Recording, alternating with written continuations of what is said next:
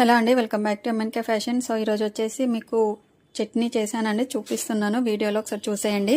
So first అయితే oil వేసేసి so కరివేపాకు, గార్లిక్, చింతపండు, జీలకర్ర వేయాలండి. సో అవన్నీ కొంచెం వేగాక చింతపండు కూడా వేసి వేగాక తీసేసి పక్క పెట్టేసుకోవాలి. సో నెక్స్ట్ వచ్చేసి కొత్తిమీర అండ్ నెక్స్ట్ వచ్చేసి పుదీనా, మెంతి కూర మంచిగా వాష్ చేసేసుకొని ఆయిల్లో కొంచెం డీప్ ఫ్రై కదండి, సో నార్మల్గా ఫ్రై చేసేసుకోవాలి. సో అన్నీ చేసేసాక మిక్సీ చేసేసుకోవాలండి. సో మిరపకాయలు అవి తీసేసాం కదా, సో అవి ఇవి అన్నీ కలిపి మంచిగా మిక్సీ గ్రైండ్ చేసేసుకోవాలి. సో చూపించాను చూడండి వీడియోలో. సో మంచి టేస్ట్ ఉందండి, ఇది మాత్రం సూపర్ టేస్ట్ ఉంది.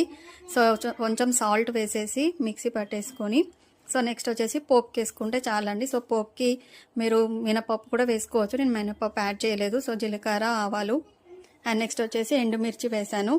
సో జస్ట్ మనం చేసిన చట్నీలో యాడ్ చేసేసుకుంటే చాలండి. పోపు అనేది సూపర్ టేస్ట్ ఉంటుంది, పిల్లలు కూడా ఇష్టంగా తింటారండి.